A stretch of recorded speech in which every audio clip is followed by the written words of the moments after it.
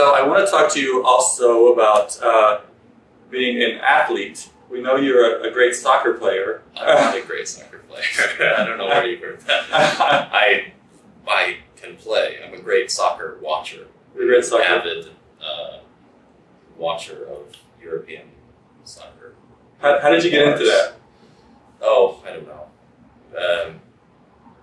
It's a long story, but for the last 10 years at least, or 8, since I've figured out how to use the internet and can actually, more and more of European games are being shown here, and especially at pubs around the city. It's quite active if you go to a pub, especially during the World Cup. It was quite loud. Most Saturday mornings I'm at a bar watching my team, which is the Tottenham Hotspur out of London. So I'm a huge... You like Alabama football? You like all these random things? That I've liked since I was in school, college, and then as I learned more about it, and then the internet, and then actually being able to watch the games. I'm actually going on Sunday to watch them. They're here playing a friendly against the Red Bulls, Red Bull Stadium. So, oh wow! Have you been to that new stadium? No, this will be the first time. Wow. Yeah, cool. Manchester City's playing, Sporting Lisbon. So I'm a big sports fan. Sports and soap operas. I don't know how that happened, but I'm more of the American football. Yeah. I moved back into the city. I had a house outside the city, and I had a whole Atlanta Falcons room. I'm still 10 years old. Yeah. Are you from down there? I'm from Tennessee. Oh, that was the closest team I had growing up. But now I'm in the city, so now I have a Falcons corner or a shrine. We'll call that a shrine. My apartment's like this, but big sports fan. Yeah. Do you like pro football? I was brought up with it. I was a 49ers fan, being Northern California. Yeah, sorry. They used to be in our division. Right. For some reason, we were in the NFC West. Yeah. And the Saints and was the fourth Rams. Yeah, it was just 4.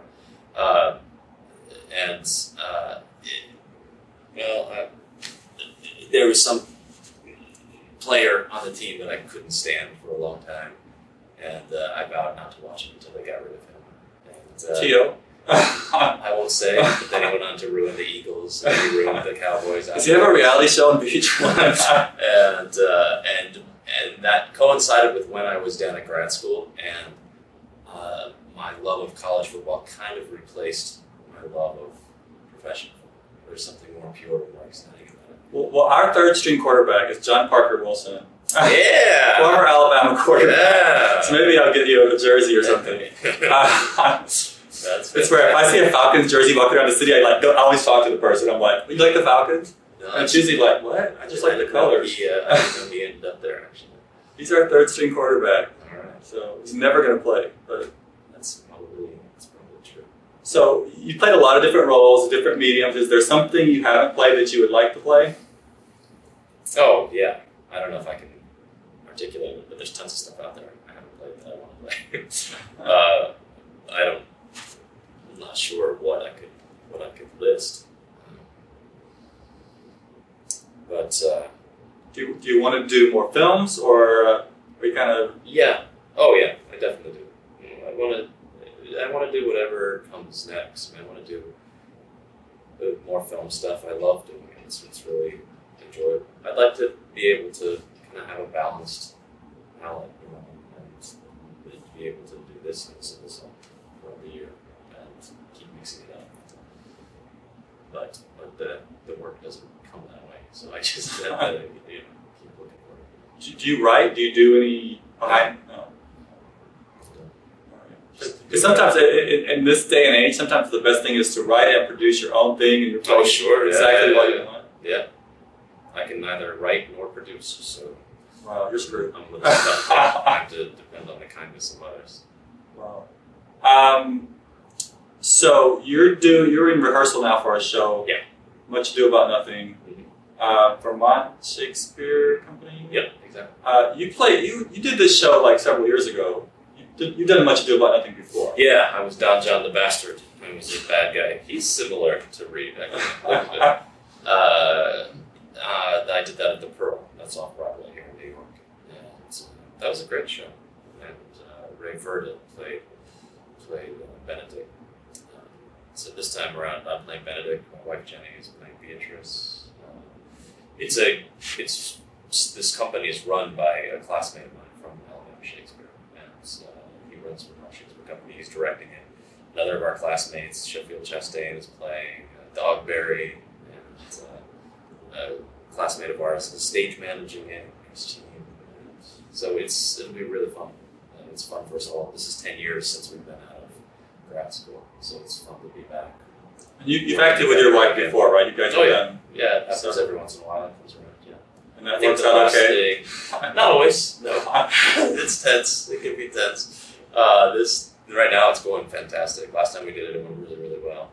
But we've worked together since we were in college, so it doesn't always go well. But we've gotten much better at it, diffusing any tension.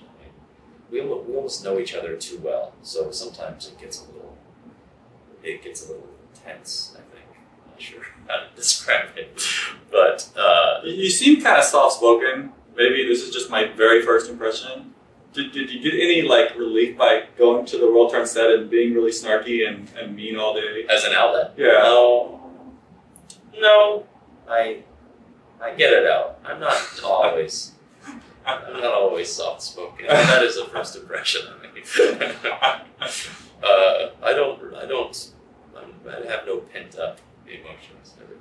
Everything finds a way of getting out. Cool.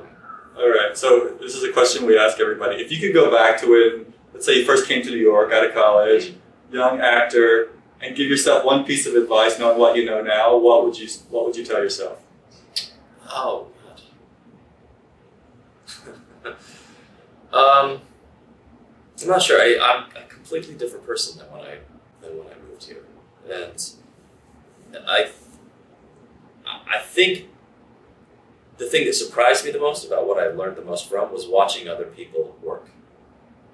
And I think when I moved here, I kind of thought I had an idea that I worked well, that I was pretty good at it, and it was only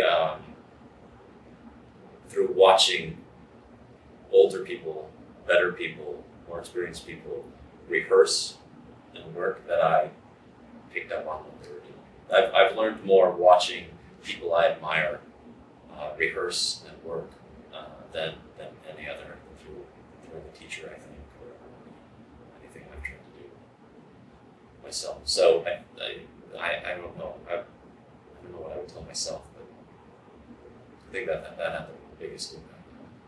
Where do you want to be in 5 years? Oh, you know what? I don't really think that far ahead. The future is always kind of dark for me, and I tend not to spend energy thinking about it. I know it's good to have a plan and all that, but I can usually only see 3 months ahead. It's the only way I picture things. You think you'll stay in New York? I think so. I mean, anything can happen, and I'm open to anything happening. There's a lot more work there, but I live here. My kids are here. My boys in school. I feel I'm happy here, and I've been in LA working and doing stuff, and I've not been happy there. And even though there's a lot of driving out there. There's more work. Yeah, I don't enjoy it. I don't enjoy the traffic. There's a lot there that is enjoyable. So I don't know. I don't really know. In 5 years.